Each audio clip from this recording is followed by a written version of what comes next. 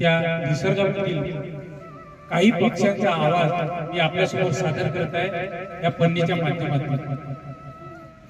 जेव्हा आपण सकाळी उठतो तेव्हा हळू कोकिळाचा आवाज आपल्या कानी पडतो, कसा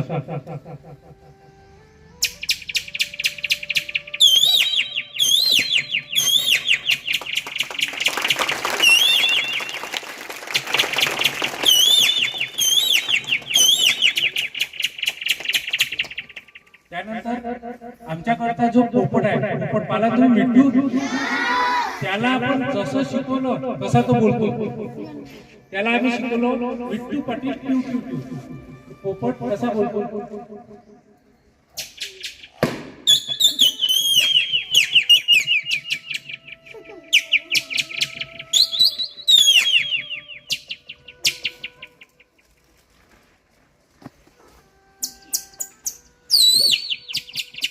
यानंतर आपल्या समोर येत आहे मोर।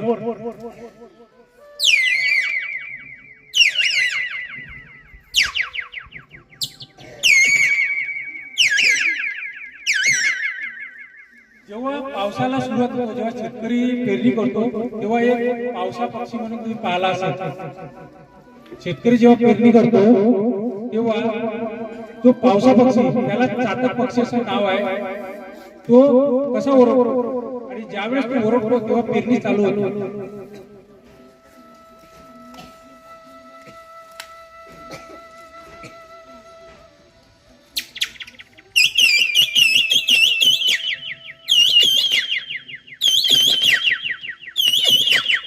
चातक पक्षी कसा ओरडतो मध्ये पेरते वा पेरते वा।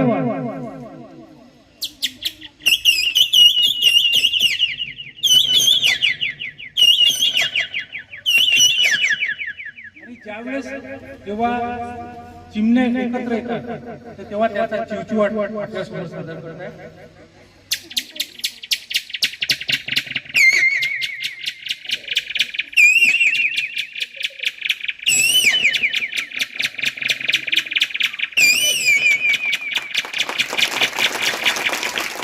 याप्रकारे सर्व वेगवेगळ्या घरचे मुलं एकत्र आले, बरोबर आहे। कोणाचं घर इथे असेल जवळ, कोणाचं दूर असेल, आणि एकत्र आल्यानंतर जसे खेळतात ना, तसेच जेव्हा हे पक्षी सर्व एकत्र येतात, जसं मोर, कोकिळा, चिमण्या, पोपट, एकत्र आल्यावर ते आनंद कसा व्यक्त करतात ते सादर करतात सर्व पक्षी एकत्र।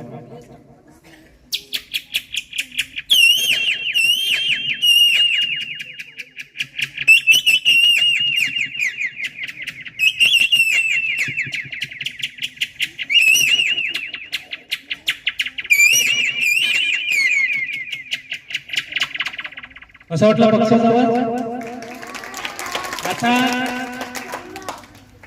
डॉग मध्ये डॉग, मराठीत कुत्रा, त्याचा आवाज ऐकायचा।